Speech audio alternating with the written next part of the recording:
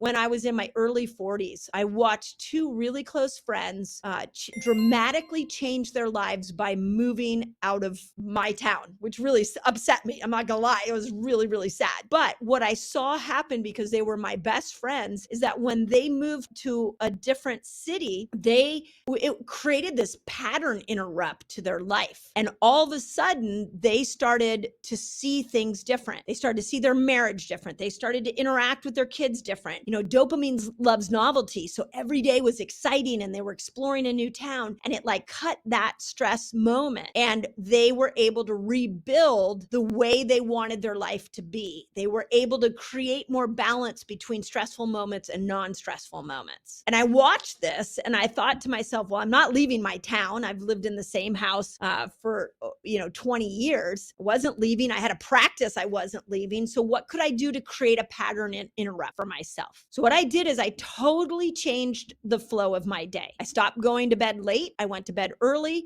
I got up at 5 in the morning and I gave to myself for 2 hours before I did anything else. I got up and I meditated. I listened to music. I listened to podcasts that inspired me. And I would read something inspirational. Like I would work out. Everything I did in those first 2 hours of the day was to give to me. So what I found happened in that moment is because I gave to me first, that throughout the day, that part of my brain was no longer saying like, nobody takes care of me. And a lot of us, especially women, we have that syndrome of like, I'm doing something for everybody. Somebody needs to do something for me. If that's your thinking, you need to give to yourself first. And so what happened to me is that because I gave to myself first, because I filled up my bucket first, as I moved around my day, those things in my head, like people aren't giving to me, people don't understand me, I never have time for me, all those one-liners that I was saying to myself completely went away because I gave to myself first. Now, that change in routine was a bit dramatic. Like I definitely had to think about the fact that I was no good at night. I was 8, 9 o'clock at night. I had to go to bed earlier. So, there was a change there. The first couple of weeks that I did that, it was tough. I'm not gonna lie. When 5 o'clock came around, I was kind of crawled out of bed, but I made a commitment to myself that I was gonna do my day different by starting off and giving to me. One of the most popular podcasts that we've had to date has been with Hal Elrod, and he talks about the miracle morning and how important it is and how he's healed himself with the miracle morning.